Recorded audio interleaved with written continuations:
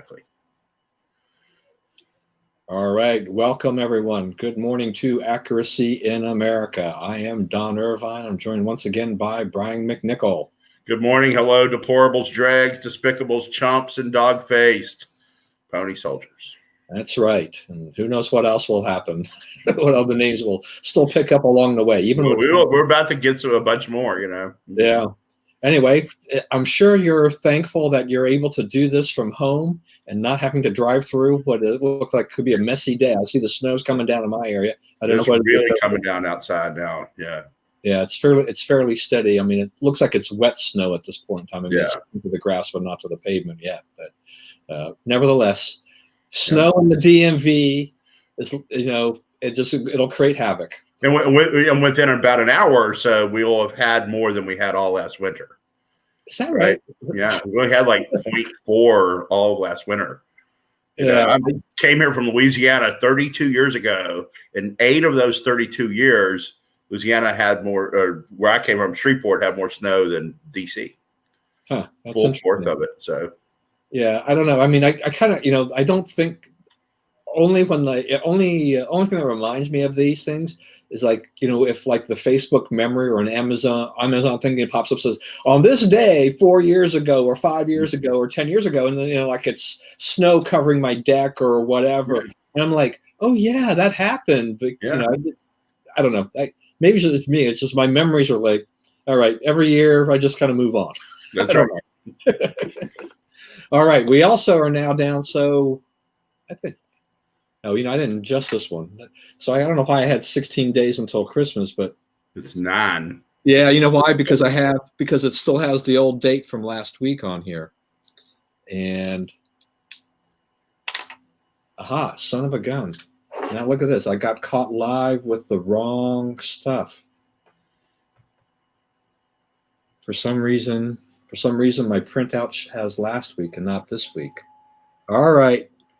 So I go back to this where it says 9 days before Christmas. There we go. That's the right one. I don't know what happened. I don't know. Maybe I didn't pick this up out of the printer last week. Who knows? All right. So much for that one. All right. Electoral College. They voted on Monday. They voted just the way that most of us expected them to vote. So there was some controversy, with that too. I mean, Republican electors did show up, right, to vote for Trump. So I don't know. I mean, what's your take? Preserve legal options. So if you had electors there when if you dispute it, then they can't say, well, you didn't even send electors, right? So it does give them a little bit of legal advantage going forward if they get something where they can flip it. And they have electors in all the battleground states. So, don't know how much of a difference it makes, but there it is. They're ready if that happens. Right. So, now we're down to, I mean, to me, this pretty much wraps it up. I mean, there'll probably be some more churning and some other things that'll be going on between now and is it now January 6th or 7th when Congress or Mike Pence? January 6th when they meet. So the things that lie ahead are Friday, the Director of National Intelligence will report to Trump on whether the election there was sufficient foreign meddling in the election to be concerned about it or whatnot. Something weird's happening to that computer. Another thing is, if he does, he has an executive order ready that he could do some stuff to change the result of the election or challenge it, so forth. An an executive order, if it is determined by the Director of National Intelligence that there was sufficient foreign meddling. On January 6th, Congress meets to certify the results. If members of each house object to it being certified, there's 2 hours of debate, and then at least 2 hours of debate, and then they vote on it. Rand Paul is saying that he may raise the objection. Ted Cruz is saying he may raise the objection. Mo Brooks from Alabama in the House has already said he will. I believe Matt Gaetz has said he will. So they have people standing by to do it.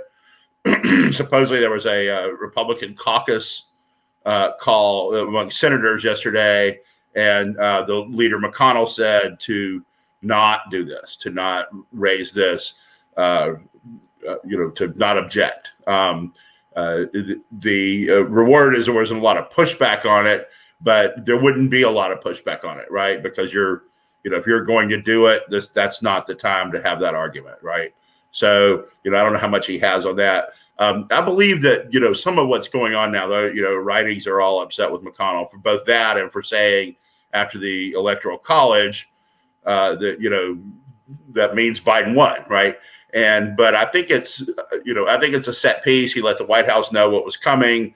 The president did react, but what he said was not, he didn't really attack McConnell. He just said it's too early to give up, and we have more fish to fry, and but he didn't. There's not a lot of criticism there so much as just Trump just stating what he believes to be the facts.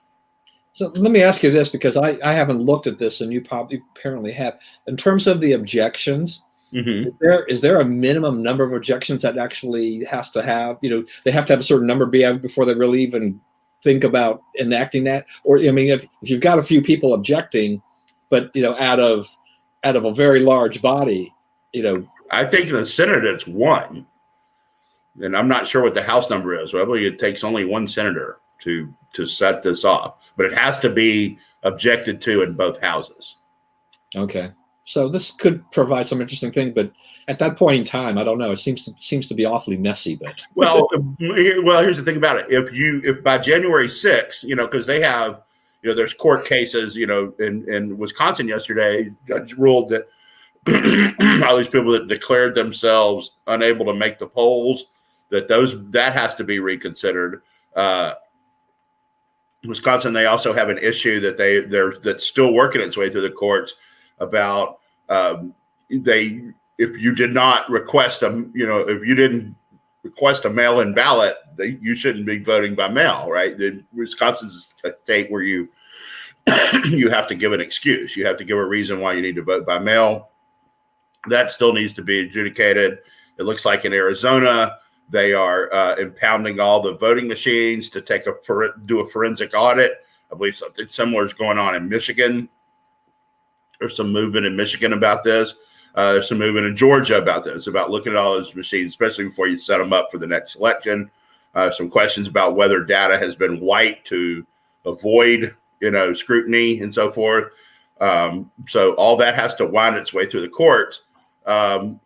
If you get to, and there's, at some point, like the audit of the Dominion machines and all the stuff that comes out of that, is starting to be made public. It was made public. One report of how it was working in Michigan was a judge ordered it unsealed the other day. So you have some unsealed, probably not the right word, but made public the other day. So you have stuff coming out. So if it was going to turn on January 6th, you would have to have so much stuff that, the American people could conclude, yes, this was fraudulent. It's obvious. It's undeniable. And, we should overturn the results of the election, right?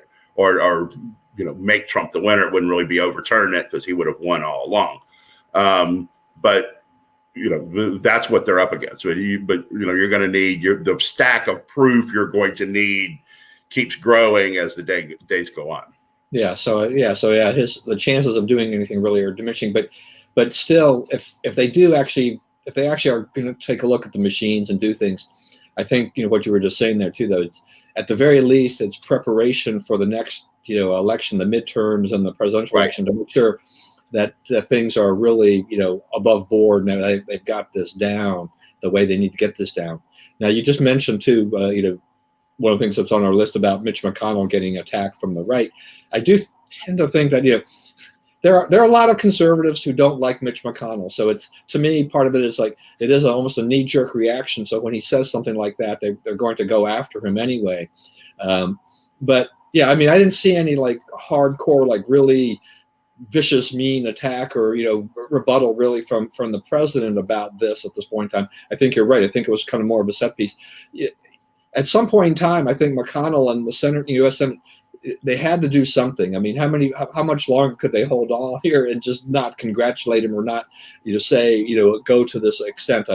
So well, I think they could have gone on indefinitely without doing that. There's not a lot of pressure on them to do it, right? Who is saying, hey, you must kowtow to Biden? Not me, not you, right? So, but the other side of it is, at some point you will have to start working with them if they take over, right? And he's feathering that bed a little bit. I guess Roy Blunt's helping the transition team some. Another Republican senator from Missouri. So.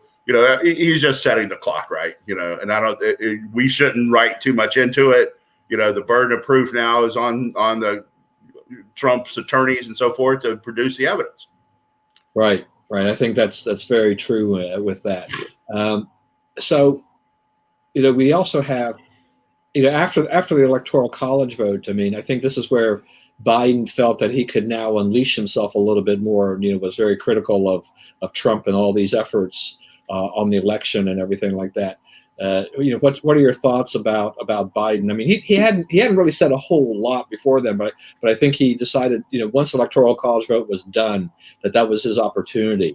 I think he's under a little pressure to act more like he knows he won, right? Because he's been kind of reluctant to step forward and say, yeah, I'm the winner, and here's what I'm going to do as the winner. So I don't know that Biden's position is kind of curious too in this.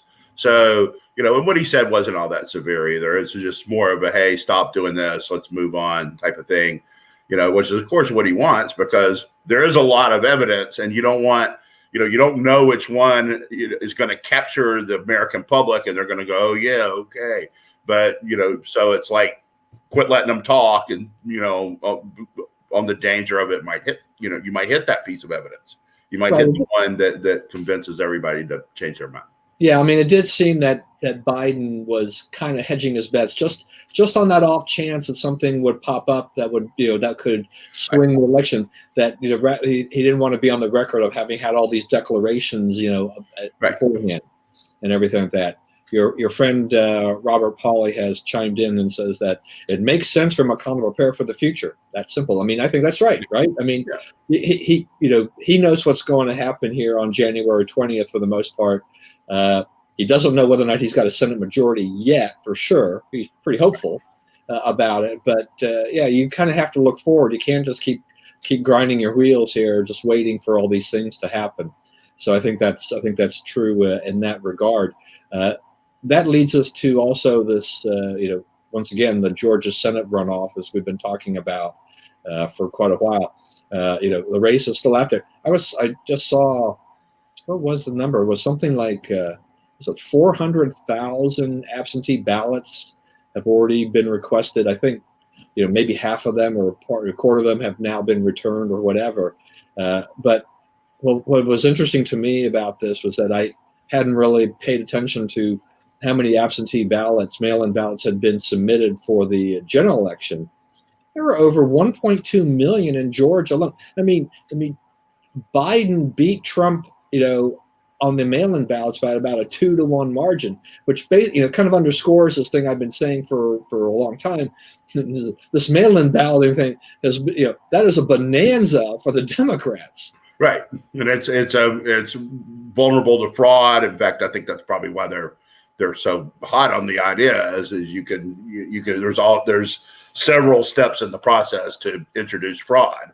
And I don't think the legal votes that come in by absentee or mail-in or whatever, I don't think you'll get the margin, the D versus R margin you got in the presidential. I think people woke up to that, and I'd be interested to know how many of those requests came from Republicans, because I don't think it's going to be the 70-30 split or whatever it was in the general. Right. Yeah, I didn't see a breakdown yet in terms of D's and R's on that, and I do think. I mean, I think overall, by the time I'll be surprised if there's 1.2 million absentee ballots, by January 5th. on this one. I think we're going to see, even though they're 400,000 now. They got to wait to see how many they need to win. Yeah. See, the problem, it does bring up one point of this, and that is, the people are saying, okay, it's time to stop fighting. No, because there's elections after this. You have to stop. You're allowing corrupt practices to become endemic, to get sewn into the process, right? And so it's important that we fight all this to the bitter end, no matter what happens, because you got to make sure that you don't get this level of fraud in subsequent elections, because otherwise you will. Right. And what I don't want to see really in general is just that you have, all this time spent. You talked about the mounting challenges, or how much more, the evidence that the Trump people would have to do to be declared the winner. So, the time is not in their favor, and there's, things are dwindling for that. But I don't want that to take away so much energy that people will ignore Georgia and not pay attention to Georgia. I mean, I think some Republicans are worried about that. I mean, you do have Americans for Prosperity. They're down there door knocking like crazy right now. Yeah, that's right. All the Koch people are on it. So yeah, they're doing that, and as you said too, is I think the Republicans have learned a lesson from 2018 with ballot harvesting in California, that we have things that we cannot let this advantage that we saw during the general election take place here during this runoff, and we have got to go out there and do that. Without Trump on at the top of the ticket, I don't know that the D's turn out and those same kind of numbers percentage wise. Ossoff and Warnock. I mean, so the Senate's in the balance, but I don't know that is going to sway as many of the Georgia D's as We had 96,000 ballots in Georgia that were marked only for Biden. I'm sure that's all on the up and up and whatnot. But where are those people? Are they coming back? Are they going to come back for Ossoff and Warnock? Some will, but probably you're going to lose a lot of that. Right, and Warnock is not Joe Biden. Biden, you can say a lot of things about him in his 47-year career in politics, but he wasn't Hillary Clinton. He wasn't the hated figure Hillary Clinton. Right. He didn't have the same type of baggage as Hillary Clinton in the sentiment. But Warnock, people are digging stuff up about Warnock. Yeah, tons of baggage. Yeah, I don't know if it'll all get out time or get lost in the shuffle of Christmas and so forth. But yeah, the stuff is coming out about him. He's said some pretty crazy stuff in public with cameras rolling over the years. Yeah, so I think that's a hurdle for him that he has to try to figure out a way to overcome. But yeah, I'll be curious to see how this works out, and we'll see more as time develops. So as you say, we're heading right into Christmas, so it'll be kind of. I don't know that you're going to be doing a lot of door knocking or politicking that time. You're going to have to take a few days off to let people have their celebrations and then get back on it. But then there's not going to be a lot of time. Then you're really kind of running really low on time. So it'll be very unusual to see how this all works out. Once again, I'm crossing my fingers we get one. I'm hoping that we get both. And I think the worst case scenario once again is that it's a split. They're both pretty close in the polls. Yeah, the polling wasn't really accurate in the general, and there's reason to believe it's probably not here either. Yeah. All right. And so here's Robert back again. Spot on in terms of long-term rationale to continue the fight on mail-in ballots. Much tougher to stop in the future if it becomes a new normal. Consider, for example, Obamacare. Difficult to turn back the clock, particularly for those who benefit from a given initiative. And he's right about that. Now, this is a point that I've been making for a long time, to my fellow Republicans, about, how much they were fighting about Obamacare and talking about overturning Obamacare. And we've seen Trump administration has done a pretty good job of taking pieces of that to try to dismantle pieces of that. But I think, if I understand you correctly, Robert, on this, there are benefits. I mean, when you have the where your kids can stay on until age 26, and and pre-existing conditions and things like that, the Democrats use that, on Obamacare, they've used that as a bludgeon. It's like, oh, Republicans are going to get rid of, the pre-existing conditions, piece will go away, or the piece where your kids will stay on until they're 26 will go away. Well, people react very negatively to stuff like that because they've gotten used to this. To me, this is, Obamacare has become an entitlement. And it's really hard to pick apart the entitlements. We're so engrossed. We have these permanent fixtures in our welfare system and things like that. It's hard to peel them back. We should make an attempt to try to modify these things, but it is hard. It becomes, and how long is Obamacare in existence now, right? It makes it, every year that goes by makes it harder and harder. So I don't hear as much about, say, in this case, though I don't want to spend a lot of time on Obamacare, I don't hear as much from Republicans about trying to peel this back and repeal it, because they know that how tough a hill that is to climb. But they have had good success on taking pieces of that, and, right. Which has been good. So, I mean, it was the right thing to do, but there's some downside. What Trump essentially did was defang Obamacare, right? The individual mandate is gone. The employer mandate is gone. The Little Sisters of the Poor stuff is gone, right? It will be interesting to see, because Biden has vowed to put that back and to make, go back to making them supply contraception and so forth and reopen that whole fight again. It'll be interesting to see if he really does it, because what's to be gained, and it doesn't really affect a whole lot of people. And Obamacare, what it consists of now, which is basically a health insurance exchange, right? Here's you call us and we will hook you up to a policy, basically. Is not objectionable to that. Not a lot of people are going to die on that hill, right? So. If nothing is said, Obamacare will roll on in that form, through the, a Biden administration, were it to become reality. Yeah, I mean, it would be a huge mistake for him to try to put some things back there. I mean, we have a long list of people complaining about, being forced to buy insurance or pay a penalty. All this, that was absolute nonsense and ludicrous for them to have that in there. And so they lost 1,100 elections over it. Yeah, no, I mean, yeah, that's right.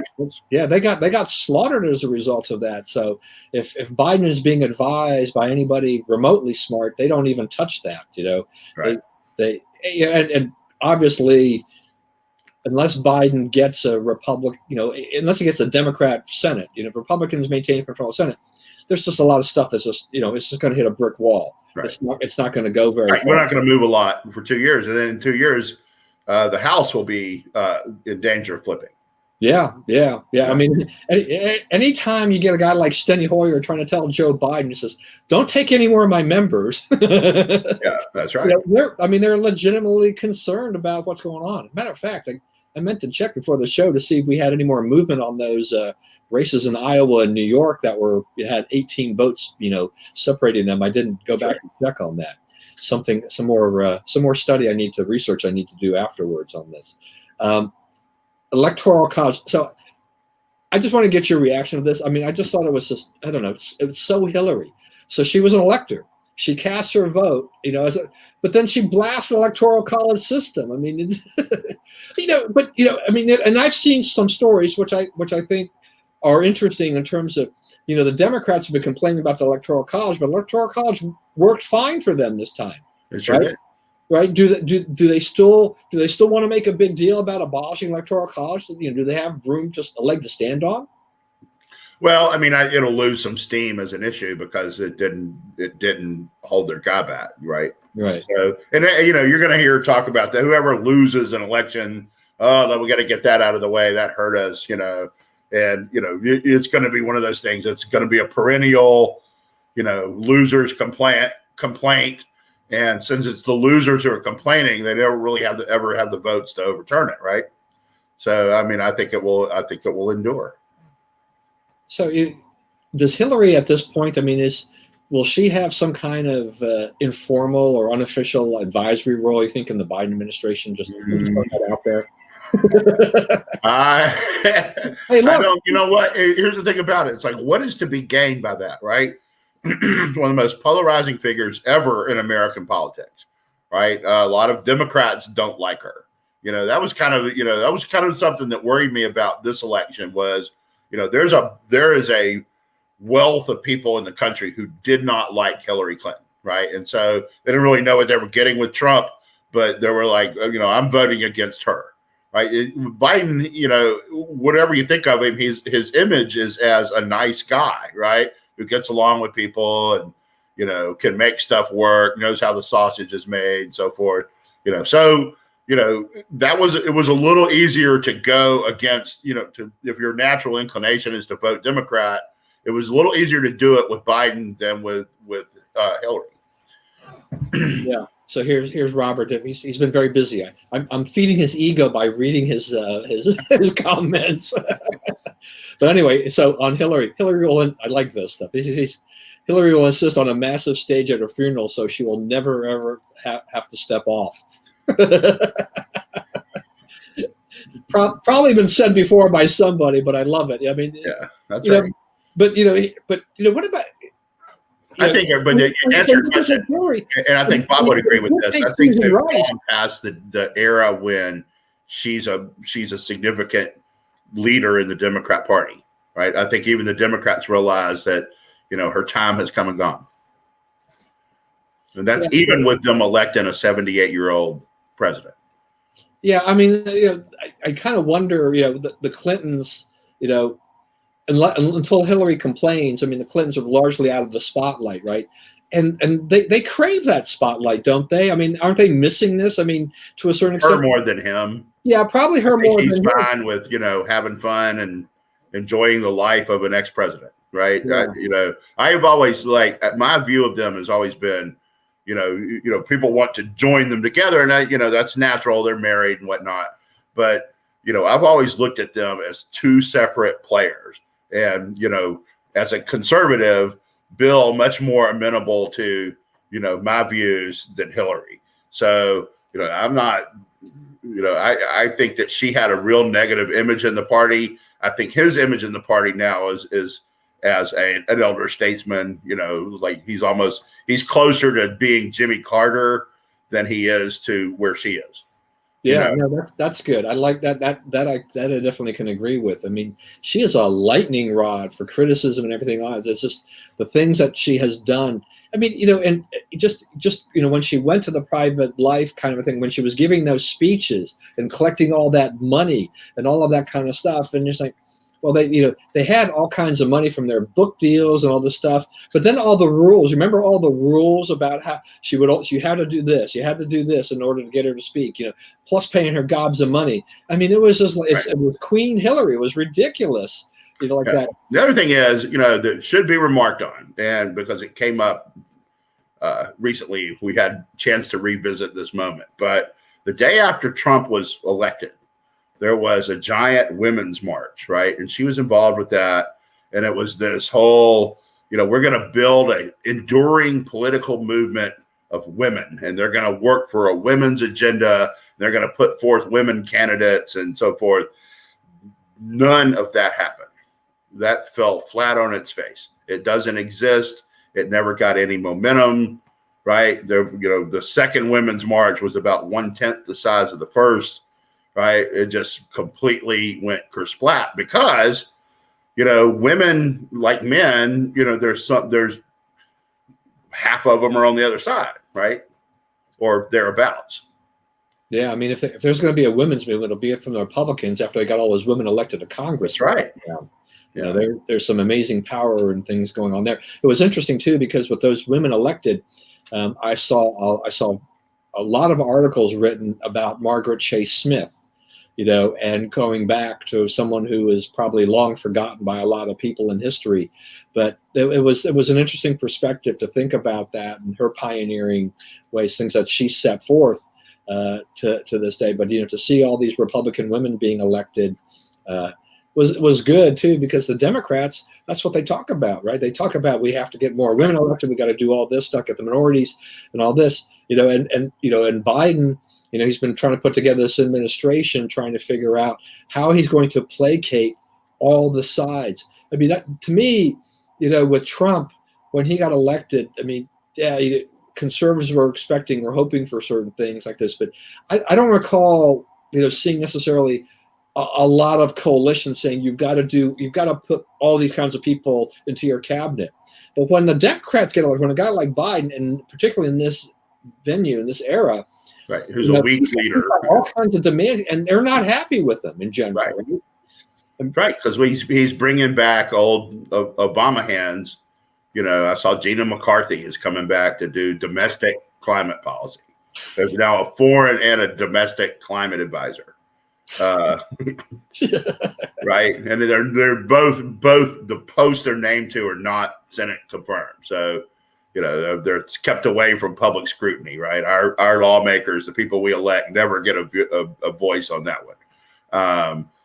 He's got John Kerry, he's got and the other ones are the candidates, the people. Buttigieg has gotten one, and Javier Becerra is going to be HHS, which I'd say may be his worst appointment so far.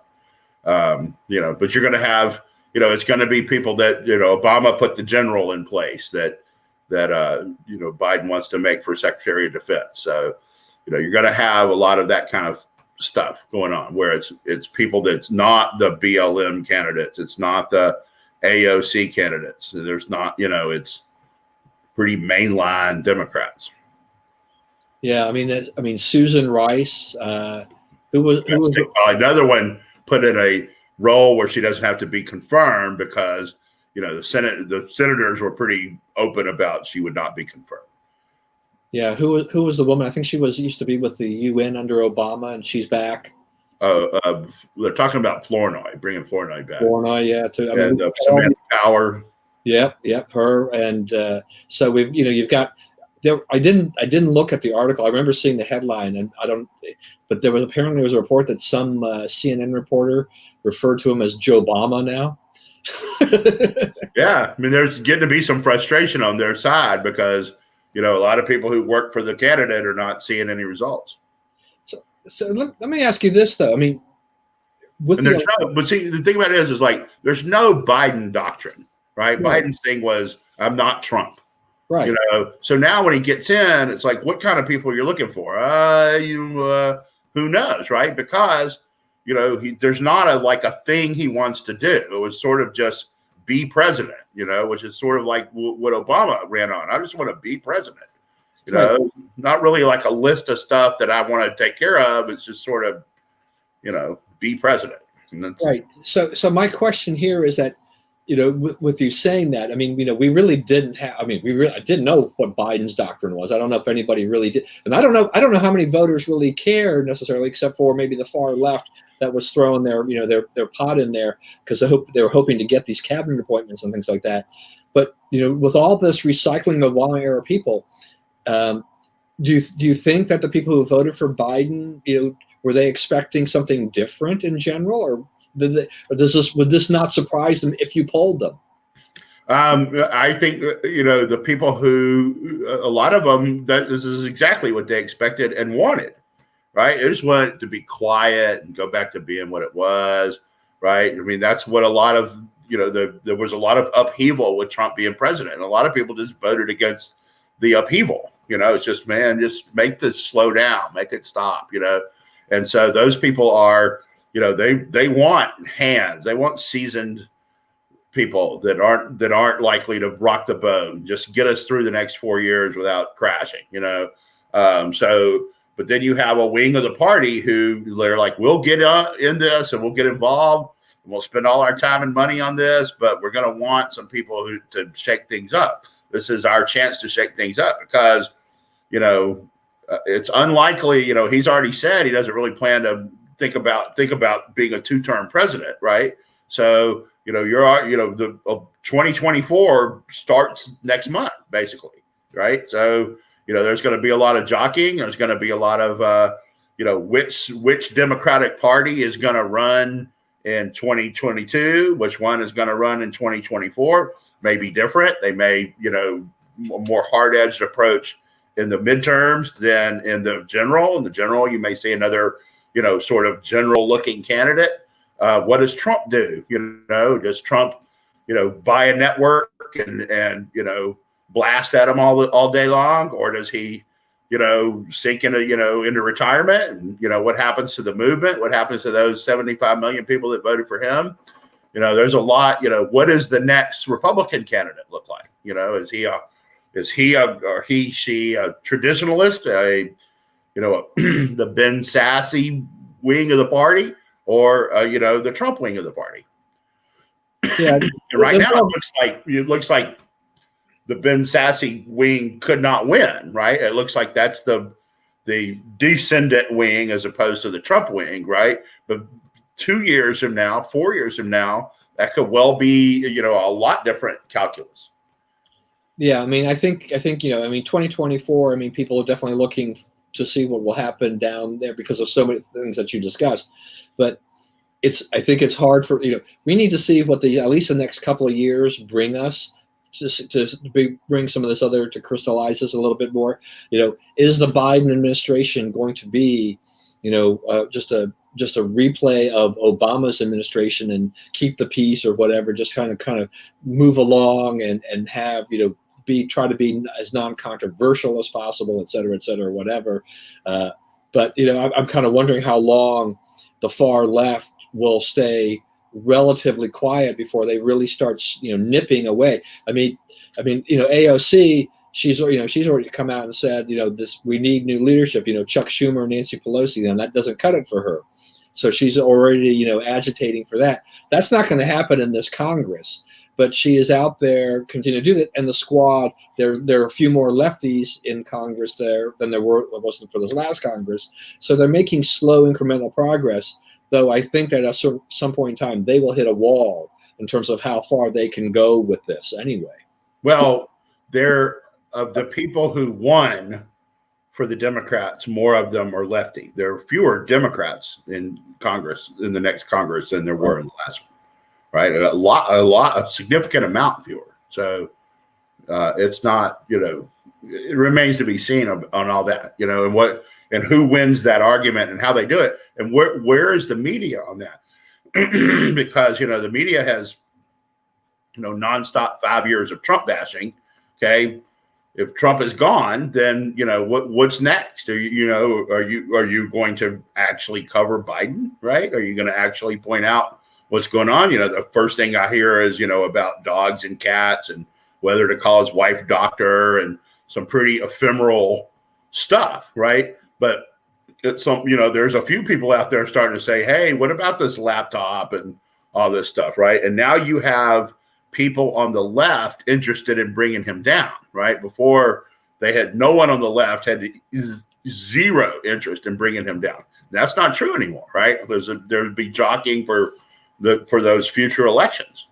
So it'll be interesting to see how much they can keep their media in line, and doing nothing but praise and devotion to the candidate, going forward. Who becomes as AOC? Is she really the voice of pushing that? Bernie Sanders is kind of an old guy at this point in time. He still has a following, but how effective is Bernie Sanders versus Ocasio-Cortez? Well, who follows her? She makes a lot of noise. Guys like you and me talk about her, but what votes does she ever win? Who does she persuade? Her Instagram and Facebook and Twitter. Right. People who aren't involved and don't really know. So I think amongst the power players in Washington, she's a marginal figure. So it may not stay that way, and she's going to keep beating the drum and. She could catch lightning in a bottle too. But right now, I look at it and it's like, I don't see her as being, someone who can actually move this over and, head it toward a younger generation. Right. She's kind of really a very noisy, loud backbencher, right? Who has no accomplishments as far as I know legislatively, right? Right. And unlikely to have any given her relationship with leadership. Right, right. I mean, you need cooperation to actually move something forward. She's attacking leadership. Why would they support anything she would propose? Right. In fact, and while they have the reins of power, their goal has to be to stop her. So I mean, it's one thing, you're just flying under the radar, right? But they're actively out policing her, right? Make sure that she doesn't, ruin things for the whole party in their view. I think Robert's commenting the fact that we also kind of agree that it's a little bit too early to talk about 2024. So he's saying it's way too early prediction for him. Anyway, he says if Trump does not run in 2024, Rubio, a pseudo traditionalist, versus Cruz, Trump wing for GOP nomination. I mean, right now anything is possible, right? Right. I don't know about Rubio running. I think there's. We may have talked about this before. During the presidential debates in 2016, they asked, I don't know if you remember this, Chris Christie bailed him out. They asked, the question was, FanDuel and all these online gambling sites, right? And what will you do about that? And, Chris Christie took over the mic. The question was supposed to fall to the person next to Rubio, right? Rubio was one away from being the one who happened to catch that question. And, Chris Christie said, all the problems in this country, and you're worried about, betting on the quarterback of some football game, that's our problem.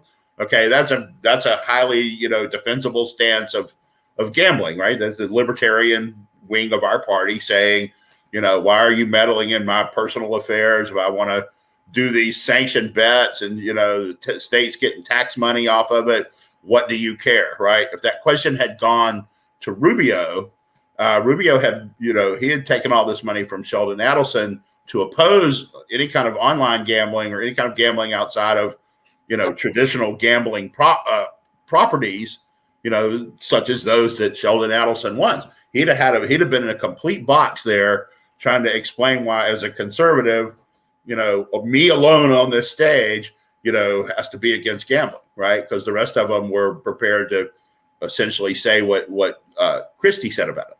So, there's a lot of little stuff like that with Rubio. He is involved with like Orrin Cass and these guys, and there's sort of this managed free economy concepts that they talk about and so forth, sort of, government like ensuring fairness and so forth, which, sounds good, but,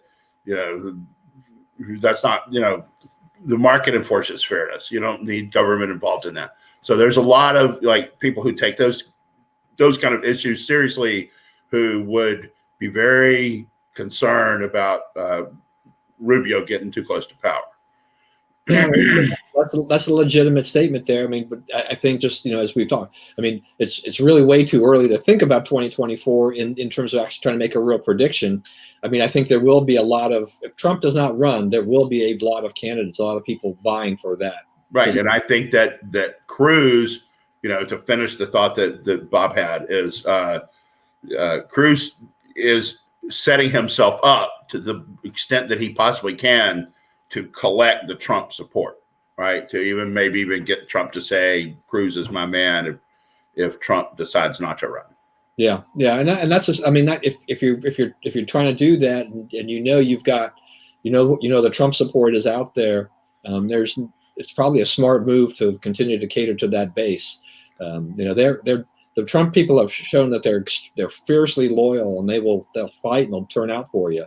So, yeah, and if Trump said back Cruz, I mean, a lot can change in the interim, right? But I think that he would be an odds-on favorite to be the nominee. All right, so I want to ask you and talk to you about all the stuff about Hunter Biden investigation, and also Representative Swalwell. And your thoughts about what's going on there. On the Hunter Biden investigation, okay, we talked about this before the election, right? And we're like, here's a laptop, here is, and so people come to me and they say, "Oh, I've heard this from legitimate media organization as opposed to you," and I'm like, okay, Here is my definition of a legitimate media organization. 6 days before the election, the FBI publicly confirms that it's investigating one of the candidates. Did you report that? If you put that in your paper anywhere, little block item on page 7C, okay, then okay, you can say that you informed your readers of it, right? But these guys didn't say that at all. They didn't cover this at all, right? This is an example of what I'm talking about. So, they tried to ignore this story, out of existence, right? And to a large extent, it worked, right? But there's, polling out saying, 10 to 11% of the voters would have flipped their vote from Biden to Trump if they had known about the level of corruption that was being looked at here and the nature of it, right? So now it's all starting to come out. Now, why are they now willing to cover it when they weren't before, right? They didn't suddenly get a attack of moral uprightness, right? They now have some political calculations, that are different than they were before, right? Their view of what is politically viable now has changed, right? Because of the election. So, what's on it is, a raft of, foreign governments paying off the president. There's some issues with sex with minors on this, drug abuse, just sort of the way this guy treats his family. He essentially set up his son as a bagman to go, do the dirty work with foreign governments, put the squeeze on him and so forth. I mean, I think when people see the true story of Joe Biden, it's going to be hard for them to continue to think that he's, a saint of any kind. So, there's a lot going on there. As for Swalwell, he appears to the interview he gave to Jim Sciutto, is that how you say it? Sciutto. He used to work for Obama. That is the friendliest interview about something like that I've ever seen. And he's like, I helped the FBI and they thanked me for my help. Like, bro, you went into the honeypot. You had to explain some of this to Mrs. Swalwell, right? And this lady, it's now come out that he was not her only conquest, I guess, for lack of a better word. And some of these guys were gross, old fat guys and stuff. And I mean, I don't know if you've seen her. She's a pretty good looking lady, right? And she's attractive. Yeah. So, but you have a lot of people, it's like when I first went to work on Capitol Hill, a very smart person told me, remember, when you get an invitation to something, they're not inviting Brian McNicoll. They're inviting the person who holds Brian McNicoll's job, right? That happens to be Brian McNicoll. So go enjoy yourself, but realize that, they're not inviting you because they suddenly decided you're a wonderful guy, right? They're inviting you because you're the person in that position, right? And so if a beautiful woman invites you to, go to her house or whatever, and that you're an old fat guy, then you can believe, the lights need to go on that, this is, you're being invited this because you're the person in that position, not because, some beautiful woman suddenly has found you, irresistibly attractive, right? So, there's a lot of, now there's solar wind stuff. So it looks like there are multiple government departments and possibly our election itself that could have been controlled from other countries. So it's a huge scandal. And, I don't know how much will come out, but, it'll depend on how much interest people have in getting rid of Biden. You got to remember, if you're a radical right now, and you're seeing, Pete Buttigieg and John Kerry and all these old dudes get these jobs that you thought would go to your people, what would you do? What would be your strategy, right? It would be to undermine Biden to the point where Kamala becomes president and you have a better shot of getting radical stuff done. So that all kind of stuff could come out in the service of burying Biden. So a couple things just to circle back to this. I mean, what about, one of the stories with Biden is this apparently $400,000 of unreported income. That's right? The son. Yeah. One of his checks from Burisma, he did not include on his tax form. Yeah. To me, I mean, if that's true, I mean that's a huge problem, because you get involved in basically tax evasion, you're in big trouble. I mean, I don't. Right. I mean, that's why they brought down Al Capone. Yeah, you don't mess with that. That's one thing. And then on this whole Swalwell thing, what about the calls Republicans are making, for which Pelosi is resisting, about Swalwell's position on the House Intel Committee? Well, I mean, if I were them, I think that's a worthwhile compromise, right? We're not going to take sanctions to get him kicked out of Congress. Right. Not going to try to, do that kind of thing. But, does he belong on the Intel Committee when he's obviously a honeypot, and they've given staff positions to people that she wanted on the staff and so forth. There's a lot to be looked at with that. Yeah, I mean, he's compromised. Get him off that committee. He's compromised, isn't he? For that, I mean, as compromised as you can get. Yeah. So but I don't know that Pelosi will do that. I just. I could see it happening in the transition. They're not going to give us the big football spike out of it. Yeah. But things quietly change hands after New Year's. You could see them come out with a different lineup. All right. So now I saw some more news. I mean, there's this mad race for a relief bill. Apparently, I guess because they want to pass another government funding bill here by Friday, as I understand. Right. So they're very interested in trying to make this happen. And so I saw that while the Republicans had complained about the money to the states, which they should have, that what it does is that it's possible that the Democrats might actually agree to this, because the compromise would be maybe a $600 check to individuals, to use that, to direct that money to individuals instead of the states for relief. I mean, do you think you think with this deadline coming up for funding the government, they'll push through something? I mean, it'll still be less than $1 trillion. I'm not really crazy about all that stuff, but there's no doubt the economy is slowing down, and we've got this eviction thing coming up that I don't know how that's going to play out when the moratorium expires at the end of the year. We do have some things that are possibly quite damaging to the economy if we don't do something. Well, okay, there's a bunch there in your question. Yeah. There's the coronavirus relief is now, first of all, I would like to say, remember when Pelosi wasn't going to sign anything less than almost $4 trillion? It was like 2.2, I think was the high point or something. I mean, she got it to that point. I think it started out, it was well over 3. Yeah, it could have been 2.2, and then it was. Yeah, she stuck to her guns on 2.2. It's like that's when she really dug in her heels. Yeah, and then she dug in her heels at 1.8, and then she dug in her heels at 1.2, and now we're down to less than $1 trillion, right? 780 something, and about. I think it's 908 between the two, but they split it to two parts. Yeah, the two parts, and one of which is has the liability reform in there, right? Which I think is huge for this, because I think then schools can open, the driver's license people can open, and so forth.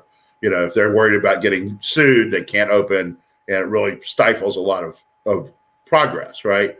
And the Democrats have fought that hard, but I think it's down to a point where they don't see it coming out of the bill. I think that is the sticking point of the smaller of the two. The bigger of the two is like, as you said, whether state and local governments will get bailed out, or whether it will go directly to individuals, whether the emphasis, but I think they're close. I think there's a lot of, as you say, there's a lot of momentum on both sides to get something done. The pressure, I think there is pressure on, want to shut down at this point. So I think regardless of what happens with this on Friday, there'll be at least an extension probably across New Year's. Yeah, I'll be curious to see how it turns out, because we've got these lockdowns. I don't know what it is over there in Virginia right now, what the current situation is. But yesterday became where Montgomery County went back to the no indoor dining, carry out, and curbside only. Only a certain number of people, one person for every 200 square feet in certain stores, and all of these kinds of things, my complaint has been is that I have not really seen any proof that the incidences of COVID have spiked because of the restaurants and stores. Montgomery County's health person, whoever the spokesperson was at the time, said that it was in the top 3, but I have a feeling that in the top 3 means is that it was like 2% or something. I mean, the numbers that we've seen have been low, but businesses across the country have been shut down. I mean, they're Right. getting And hospital bed use spiked. You know when hospital bed use spiked out of this latest eruption of cases? Thanksgiving Day. So the notion that we all travel for Thanksgiving and it was going to spike the cases, untrue, because hospital bed use has gone down since Thanksgiving, not up. And we've got vaccines. But they got vaccines, and they got, people are looking for a way out of this. They're looking to make this end, and there's some interest in government and keeping it going, right? There's various people in government, they like the idea of having the power to tell you to shut. Over here, you can have indoor dining. We have a curfew from 12 to 5. And they asked the governor, it's like, does that save a lot of lives? And he's like, well, nothing good happens after midnight. And it's like, that is not your business, right? If, we may be off doing things we don't, we might be off cheating on our wives or drinking too much or whatever, right? But that's not, you can't make a law against that, right? These are not, these are things people are allowed to do, even if they're destructive, right? So it's like you're getting to a point where it's gotten to be, the battlefield is individual liberty. So, I expect that you'll start to get some pushback along those lines. The pushback is getting more organized and more vocal, and it's like, and if all they can accomplish is to make the sanctions, you have to justify the sanctions, scientifically, yes, we do this. We have proven that this cuts cases by X amount, which no one has. That doesn't exist anywhere because they don't even really know how you catch it, right? Then you'll be able to keep it. But otherwise, I mean, people have had it with, just make up stuff that we have to do. You can see like California, deep red California, they're more than halfway to having enough signatures to recall the governor over sanctions, right? That's the whole bill of particulars against the governor is the sanctions. Right. All right. We're into the 2-minute portion. Go for it. 2 minutes. So unusual things. Let me look here and make sure that there's nothing. Cleveland Indians, it looks like they're going to change their name, join the Washington football team. Hopefully it, the first place Washington football team. Hopefully it, redounds to their benefit as it did to the Washington football team. This year, they will be the Indians this season, and then they will work on getting a new name for 2022. They've been the Indians since like 1905. They have the guy, I don't know if you've ever been to a game there. He has a big, huge drum. He beats the whole game, and, it's done up, but it's a new age, and one of the oldest organizations in sports is going to change their name. Are the Braves next? It could be. Could be. All right. I'll stick to baseball because I saw this before we came on the show that Manny Ramirez is back. He's playing 48 years old. He's going to play baseball in Australia. But you know what? Here's what worries me. I saw that on there. It's like, why is he doing that? Is he broke? Did he spend all that money? Because he made a ton of money. Yeah, he made a ton of money. It's just, who knows? He's one of the few players who managed to get 2 big free agent contracts. Most of them, you get one, you play till you're a free agent, and then you sign an 8-year deal or whatever. And then at the end of that, you're not really all that marketable. You've been playing 12, 13 years, Right. But, he got 2. So if he's broke, man, that's a lot of spending. But he wouldn't be the first athlete to have gone broke after they just spend all their money. The leagues actually are working on that. I know the NFL takes a lot of time with the rookies. Yeah. It's like, you got a nice high-paying job, but it's not going to last. You're lucky if you're here 4 years. Yeah.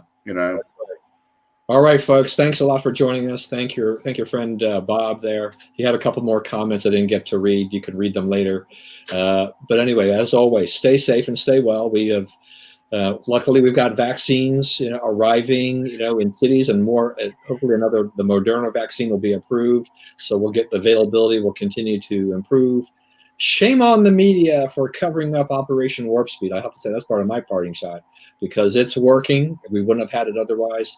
Another Trump accomplishment that has been ignored by the media. But anyway, like I said, stay safe, stay well. Remember, we live in the greatest country in the world.